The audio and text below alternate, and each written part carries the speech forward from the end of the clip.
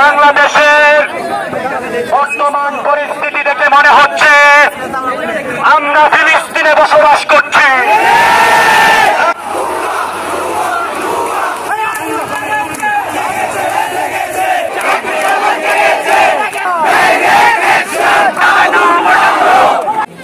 উপেক্ষা করে বর্তমান পেটোয়া বাহিনীর এবং বর্তমান সরকারের তথাকথিত এমপি মন্ত্রী উস্কানিমূলক বক্তব্যের মাধ্যমে আজকে দেশে অরাজকতা সৃষ্টি করেছে। আপনারা দেখেছেন আমার ভাইয়েরা বিল্ডিং এর ছাদের কার্নিশেও নিরাপদ নয়, কিভাবে তাদেরকে শাহজাহানের উপর হত্যা করা হয়েছে। আমি বলতে চাই বাংলাদেশের বর্তমান পরিস্থিতি দেখে মনে হচ্ছে আমরা ফিলিস্তিনে বসবাস করছি, আমরা জেসপিয়ায় বসবাস করছি, আমরা সিরিয়ায় বসবাস করছি।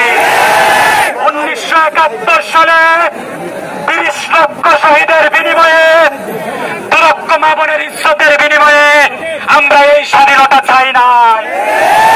আমার টাকায় কেনা বুলেট আমার ছাত্র ভাইদের উপর মারা হবে সেটা আমরা চাইনি।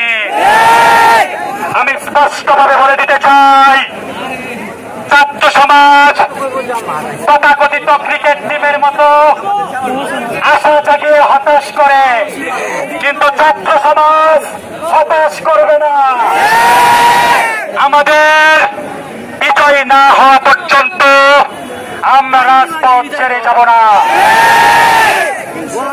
আপনারা জানেন সারা দেশের নেই কিশোরগঞ্জেও তথাকথিত ছাত্রলীগ যুবলীগের পেটোয়া বাহিনীর নেতৃত্বে আমাদের সাধারণ নিরীহ ছাত্র ভাইদেরকে কিভাবে আঘাত করা হয়েছে, দেশীয় অস্ত্র দিয়ে কিভাবে কোপানো হয়েছে। আমি বলতে চাই অবিলম্বে কিশোরগঞ্জবাসীর কাছে আপনাদের নিঃশর্ত ক্ষমা চাইতে হবে, অন্যথায় কিশোরগঞ্জের আপামর ছাত্র সমাজকে সাথে নিয়ে গণ আদালত বসিয়ে বিচার করা হবে।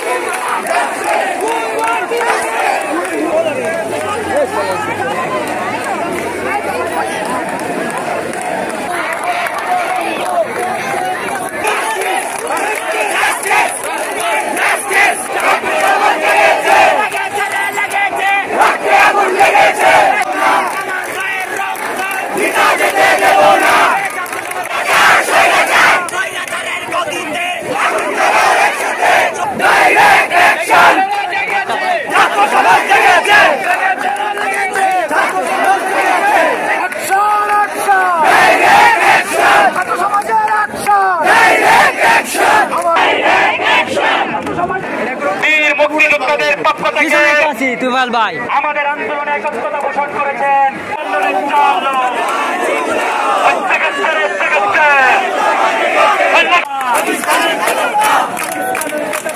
পাকিস্তানে ফিরে যাও।